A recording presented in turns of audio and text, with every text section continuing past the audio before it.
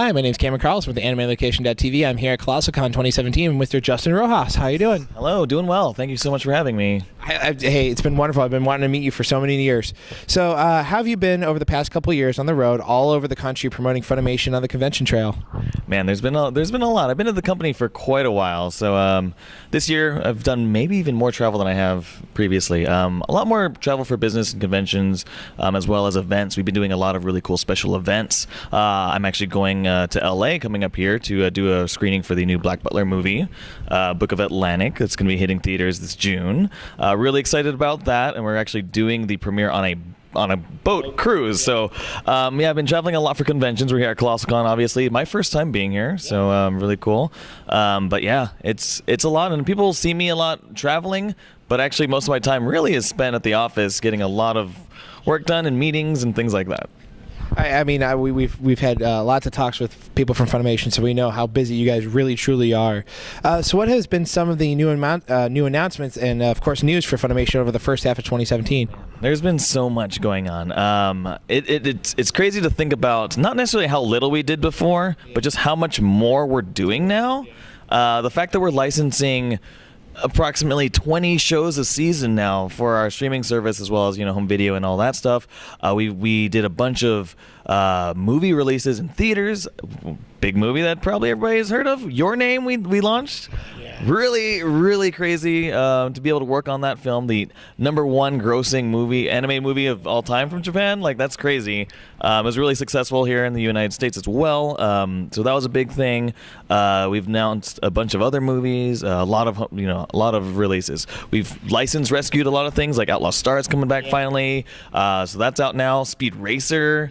Classics. So there's just been a ton of stuff happening. And then the big thing for us really is pushing our Funimation Now streaming service. That's a big, change from the traditional business model that we've had, and we relaunched the service as Funimation Now with a completely new back end with our partners at Sony DADC. New player, new everything, a lot of new upgrades, and we're going to be continually evolving that as well too. So that's a big deal.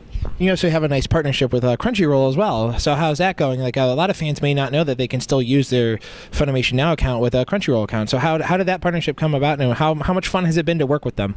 Yeah, it's cool. I've actually known the Crunchyroll guys for quite a while, and while it may not have seemed like we worked together officially, we hung out a lot. So it was fun, and being able to do this officially now, we don't have to hide from that we're friends anymore. It's been really cool because it's given us the better opportunity to get more shows and get shows to fans the way they want. So that means more simulcasts from Crunchyroll, and then tons of new simul dubs from Funimation. And if you guys haven't heard what a simul dub is, we dub shows as they're airing in Japan, and so we've ramped up heavily on that and increased our production staff to make that happen. This past season, lots of new actors. Our acting community in Dallas is really big now, and we even do shows as early as the same time at simulcast. My Hero Academia, crazy that we've been able to do that one. So that's been really awesome, and we're really looking forward to getting more and more shows with our Crunchyroll partnership. As a one for me, it was D. Gray Man season 3 and 4. Yeah, so that's been able to, we've been able to pick up some stuff that hasn't been around for a little while. And I think a lot of people don't realize we just now got to the point of doing home video releases for Crunchyroll. So that's a big deal. People saw the immediate effects of being able to stream, but now Crunchyroll's previous license acquisitions are now being released by Funimation on Blu-ray and DVD. Free Season 1 was a really good example. And there's tons more to come this year. I look forward to it myself as a fan. So how has the online presence been for Funimation, especially for fans viewing? Like we just discussed, all that stuff online. So how has fans' reaction been to it? I think it's been really awesome. I think people like to see us working together because we're an anime community, and it's nothing but good things for anime fans, because that means more anime the way you want it. By the people you trust to bring you anime. Nobody knows anime really better than us in the United States, to be honest.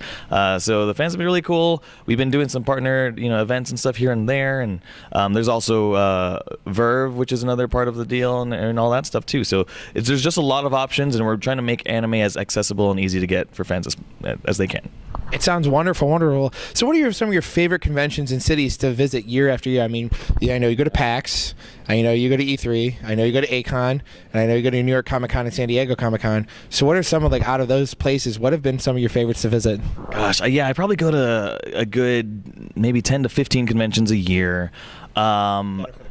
Yeah, I'll find a way to go to more. A lot of it ends up being what are my favorite cities a lot of the times, right?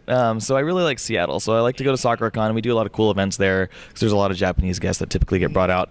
Anime Expo is great, but it's so crazy and there's so much going on. It's probably the most stressful, I'm not going to lie, but it also means it's the most exciting because we have the biggest things happening there. This is my first Colossal Con, and it's been pretty awesome. Again, part of the anime community being able to do fun things like be at a water park and do swimsuit cosplay outdoors, like it's pretty cool, and I think every convention has its quirk, yeah, and it's fun.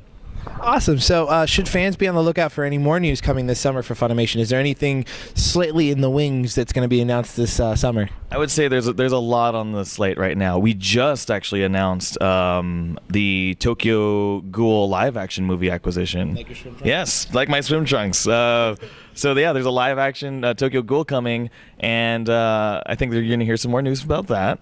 At Anime Expo, we're going to be doing a lot of announcements, so stay tuned. Check out our panel. I think it's going to be a Saturday, I believe. I'm going to double check the schedule. But yeah, there's a lot more to be coming. I mean, with Dragon Ball Super being around, Attack on Titan coming back for Season 2, and continuations of My Hero Academia. For Season 2.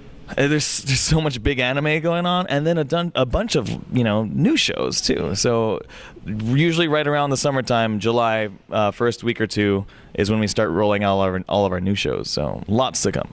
All right, and just wrapping things up, how can we keep up with you online, Funimation online, and a message you want to get out to all the fans that have been keeping up with Funimation and you specifically?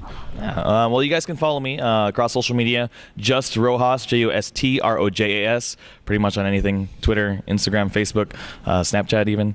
And definitely follow Funimation across the board on all of those at Funimation for everything else. Keep it simple. We do have a Snapchat as well for Funimation, funny enough. Yeah, definitely check that out. And there's a lot to be coming, and we want to thank you guys so much for following us across social media, because that's a big part of my job, and it helps my team continue to grow and do awesome things the more you guys interact with us. And we want to do more innovative, cool things. And yeah, always give us your feedback and let us know how we're doing, because we definitely take it to heart. Again, Justin, it's been wonderful to talk with you. Thank you, my friend, for coming out and talking to us. Thank you. Yeah, you guys have a good one. Yep.